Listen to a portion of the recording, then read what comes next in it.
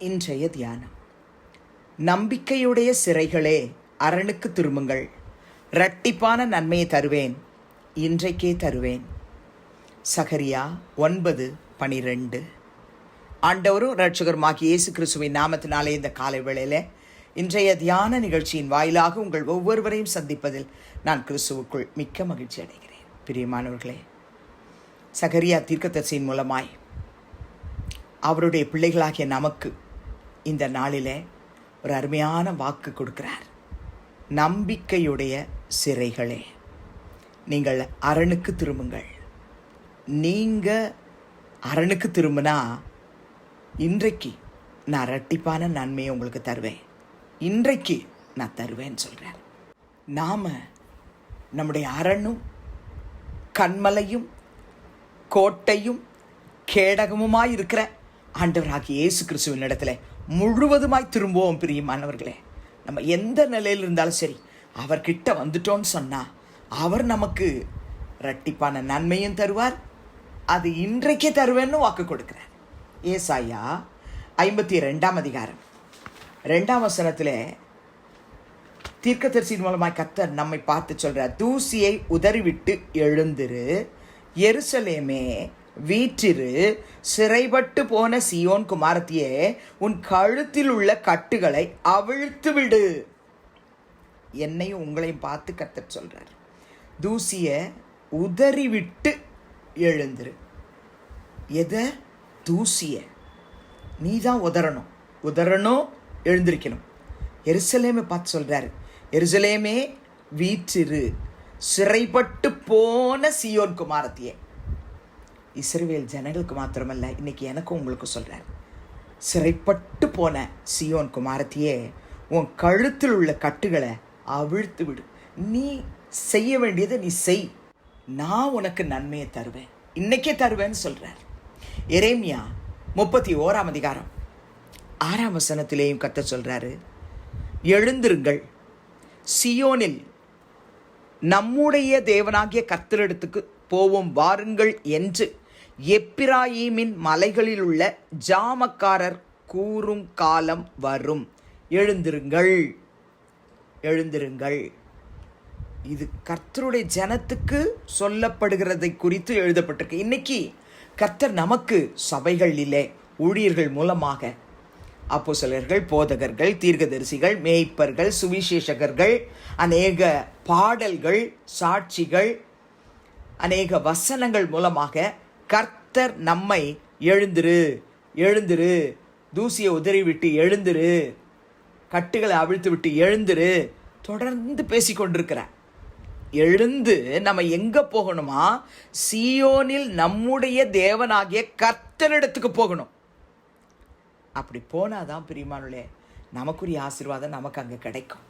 நீங்கள் எரேமியா 50 4-5 ஆகிய வசனத்திலும் கர்த்தர் சொல்லுகிற வார்த்தையை பாருங்க. அந்நாட்களிலும் அக்காலத்திலும் இஸ்ரவேல் புத்திரர் வருவார்கள், அவர்களும் யூதா புத்திரரும் ஏகமாய் அழுது நடந்து வந்து தங்கள் தேவனாகிய கர்த்தரை தேடுவார்கள் என்று கர்த்தர் சொல்லுகிறார். கர்த்தர் அவருடைய பிள்ளைகள் வருவாங்கன்னு சொல்றார். அவருடைய நாட்கள்ல எப்படி வருவாங்க? ஏகமாய் வருவாங்க. எப்படி வருவாங்க? அழுது கொண்டு வருவார்கள், நடந்து வந்து தங்கள் தேவனாகிய கர்த்தரை அவர்கள் தேடுவார்கள் என்று கர்த்தர் சொல்றார். மறக்கப்படாத நித்திய உடன்படிக்கையினால் நாம் கர்த்தரை சேர்ந்து கொள்வோம் வாருங்கள் என்று சீயோனுக்கு நேராய் முகங்களை திருப்பி சீயோனுக்கு போகிற வழி எதுவென்று கேட்டு விசாரிப்பார்கள். அவருடைய பிள்ளைகளுக்கு கொடுத்த வார்த்தை தான் இன்னைக்கு நமக்கு. நம்ம எவ்வளோ விக்கிரக காரியங்களில் வேசித்தனம், மாம்ச கிரியைகள், எதெல்லாம் கலாத்தியர் 5, 19, 20, 21 சொல்லப்பட்டிருக்கோ அதெல்லாம் நமக்குள்ள காணப்பட்டு நம்ம அவரை விட்டு தூரம் போயிருந்தாலும் சரி, இன்னைக்கு ஒரு சான்ஸ் கொடுக்குறார். பிரியமானவர்களே, நாம சியோனுக்கு போகிற வழி எதுவென்று கேட்டு விசாரித்து அவர்கிட்ட வந்துட்டோன்னு சொன்னா அவர் நம்மை கைவிடவே மாட்டார்.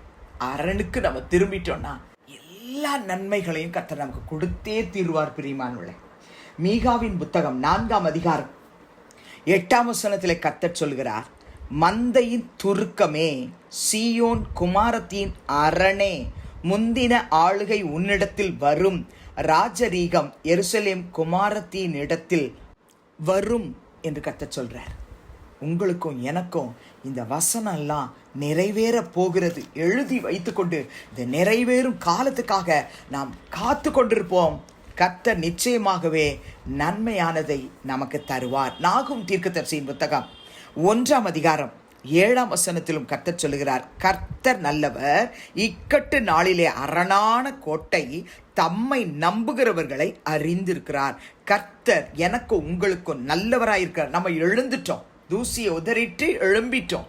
நம்ம அவர்கிட்ட கடந்து வருவதற்கு அவர் பாதத்தை பற்றி பிடித்து கொண்டு அவரே தஞ்சம் என்று சொல்லி அறிக்கை செய்து, அவர்தான் நல்லவர், இக்கட்டு நாளில் அரணான கோட்டை, அவரை நம்புகிற என்னை அவர் அறிந்திருக்கிறார்னு வந்துட்டோம் இல்லையா? அவர் நம்மை பார்த்துக் கொள்வார். பிரியமானவர்களே, பயப்படாம ஜெபிக்கலாமா? பரலோக பிதாவே, இயேசுவின் நாமத்தில் உம்முடைய சமூகத்துக்கு நாங்கள் வருகிறோம். சகரியா 9:12 நம்பிக்கையுடைய சிறைகளே அரணுக்கு திரும்புங்கள் என்று சொல்லி இன்றைக்கு எங்களோடு பேசியிருக்கிறீர்.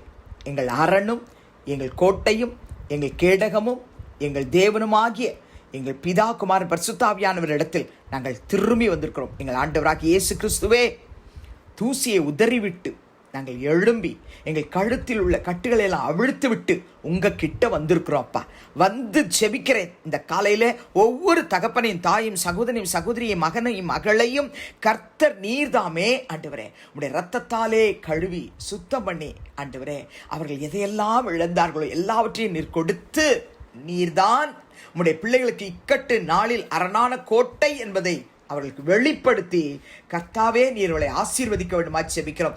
எந்தெந்த நன்மைகளை இழந்திருக்கிறார்களோ இன்றைக்கே தருவேன் என்று சொன்னீரே, இரட்டிப்பான நன்மை தருவேன் என்று சொன்னீரே. இழந்து போன சுகம், இழந்து போன ஆசீர்வாதம், இழந்து போன எல்லாவற்றையும் கர்த்தர் கொடுத்து, வெட்கத்துக்கு பதிலாக இரண்டத்தனையான பலனை கொடுத்து ஆசீர்வதிக்க போறதுக்காய் ஸ்தோத்திரம். துதிகன மகிமையை உமக்கு செலுத்துகிறோம் இயேசுவின் நாமத்தில் பிதாவே, ஆமென். கிறிஸ்துவுக்குள் பிரியமானவர்களே, இந்த நாளிலே கர்த்தர் தாமே உங்களோடு கூட இருப்பாராக, உங்களை ஆசீர்வதிப்பாராக, உங்களை நடத்துவாராக. ஆமென்.